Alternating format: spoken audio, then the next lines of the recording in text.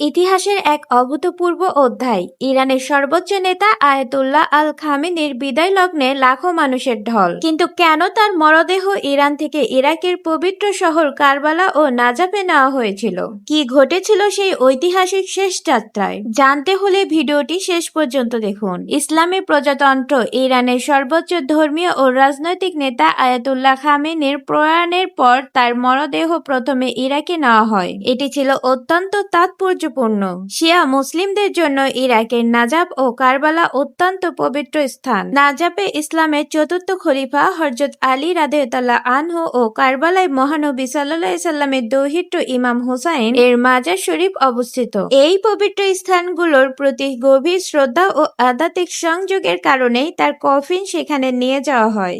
প্রথমে নাজাফ শহরে তার প্রথম জানাজা ও আনুষ্ঠানিকতা সম্পন্ন হয়। এরপর মরদেহ কারবালায় পৌঁছালে এক আবেগঘন পরিবেশের সৃষ্টি হয়। ইমাম হুসাইন আলাইহিসসালাম ও হযরত আব্বাস আলাইহিসসালামের মাজার প্রাঙ্গণে লাখো মানুষ কালো পোশাক পরে অশ্রুসিক্ত চোখে তাকে শেষ শ্রদ্ধা জানান। ইরাকের আধ্যাত্মিক সফর শেষে তার মরদেহ পুনরায় ইরানে ফিরিয়ে আনা হয়। তার জন্ম শহর মাশহাদের পবিত্র ইমাম রেজা আলাইহিসসালামের মাজার প্রাঙ্গণে তাকে রাষ্ট্রীয় মর্যাদায় সমাহিত করা হয়। এই শেষ যাত্রা কেবল একজন নেতার বিদায় ছিল না, বরং এটি ছিল ইরাক ও ইরানের ধর্মীয় ও রাজনৈতিক ইতিহাসের এক অবিচ্ছেদ্য মুহূর্ত।